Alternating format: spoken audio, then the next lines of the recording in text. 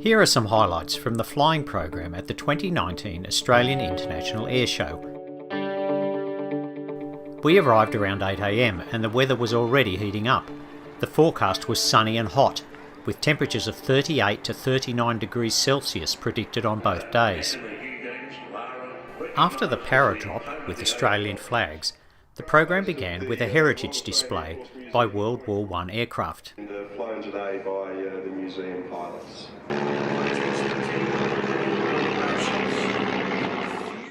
The New Zealand Air Force Hercules flew a tactical demonstration.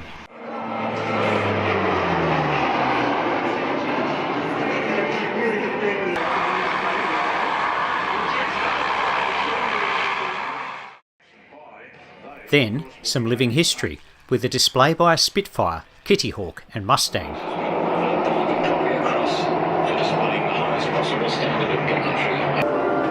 Let's talk about the Spitfire first. Of course, it's the iconic aircraft that a lot of us remember about World War II. Where did this aircraft originate? This one was a Mark 8. Manufactured here in Australia. Three wonderful aircraft, Navy and Air Force, until the surrender by the Japanese Imperial Force. This airshow marked the final time the RAAF Roulettes performed their formation acrobatics in their PC-9A turboprop trainers. The Roulettes have been using these aircraft for 3 decades, and the show they put on here was of the usual high standard and a fitting farewell. Had a long career flying P-3 maritime patrol aircraft.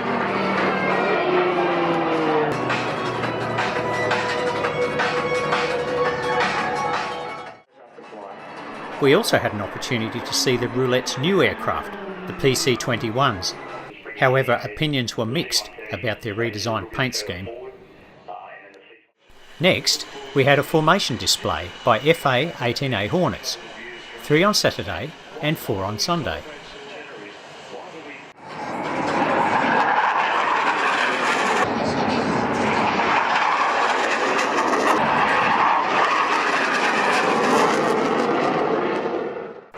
The Hornets may have been somewhat upstaged at this airshow by their newer and more advanced replacement, the F-35A Lightning, but they can still excite any crowd with their sleek lines, power and precision flying.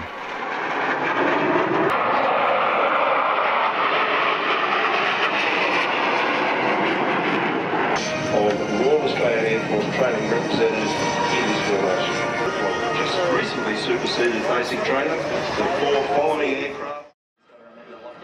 The US Air Force's huge C-17A Globemaster was set for a solo handling demonstration, but it taxied down to the end of the runway, turned around and taxied back again.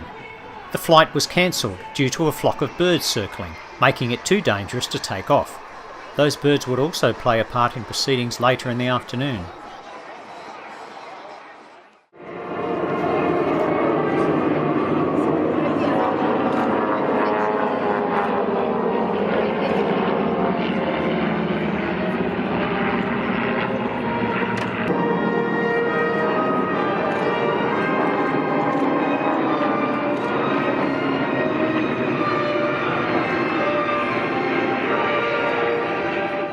Three historic aircraft appeared next. The Boomerang fighter is famous for being designed, built and flown in the space of just 5 months in early 1942.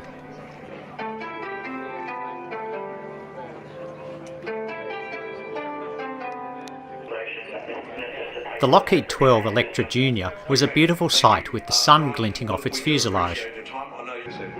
It was originally built as a C-40A for the US Army in 1939.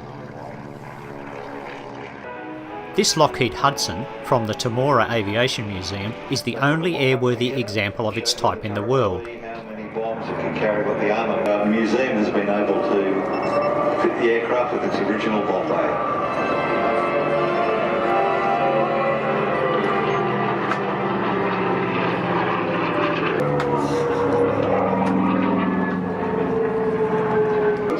Lockheed 10 was very successful. It's a much bigger aeroplane.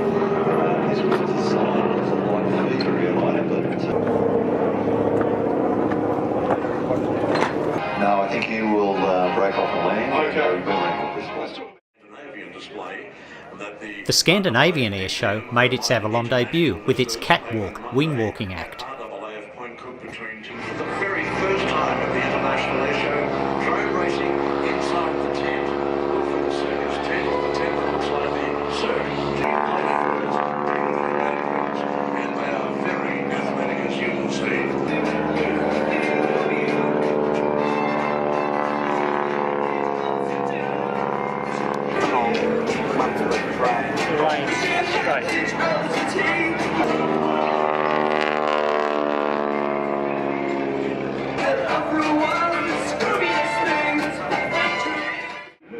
Not too far in history, out to your left, once again from the Temora Aviation Museum.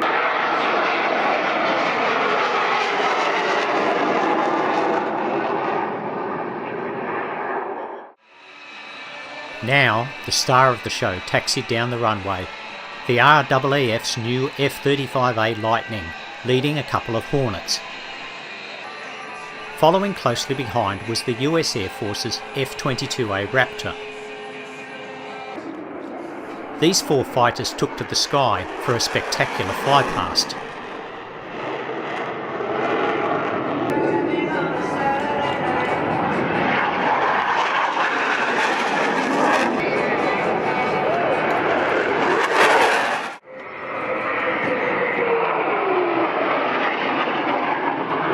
Combatants and sport.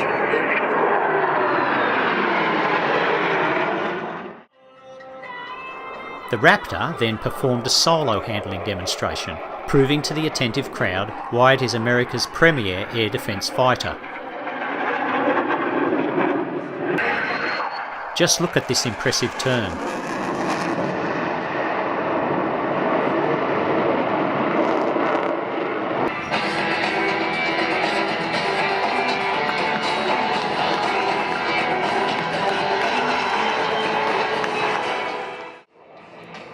The ADF showcase was a 40-minute simulated attack and seizure of an airfield, designed to demonstrate the cooperation between Army, Air Force and Navy. It included helicopters, jet fighters, support aircraft, ground troops and vehicles. P8 Poseidon, the Boeing 737 derived P3C.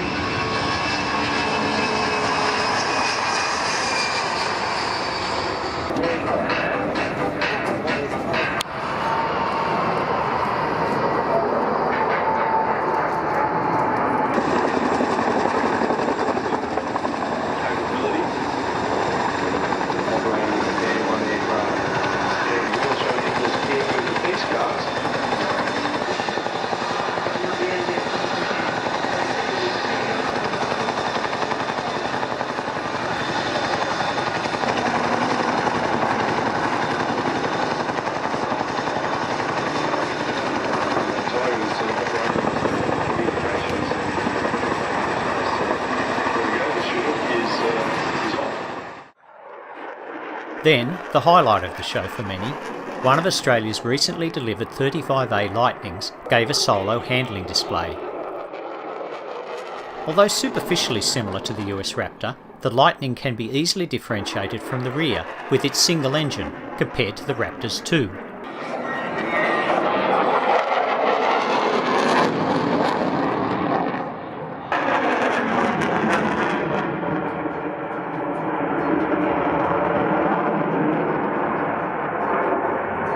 Tonight, Geelong City Council welcome you to Avalon for this the 2019 event as is making up our four-way principal partners of Airshow. The fields surrounding the runway were bone dry, and with the temperature in the high 30s, it was no surprise that the explosions during the ADF showcase caused a few grass fires.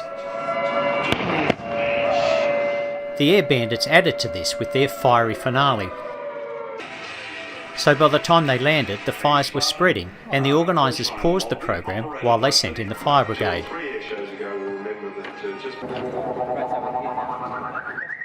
Then a strange sight occurred. Dozens of eagles arrived, attracted by the fire and the various prey it flushed out. It is well known that birds and aircraft don't mix, so all takeoffs and landings were postponed.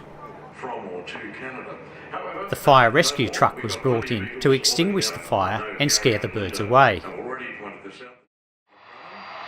With the fires out, the program continued, with the first Avalon appearance of an unusual aircraft, a Kawasaki C-2 from the Japanese Self-Defense Force.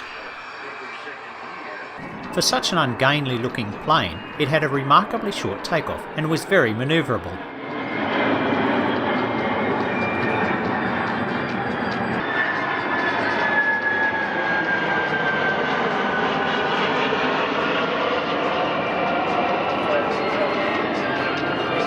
The aircraft prepares to fly onto downwind for a landing today.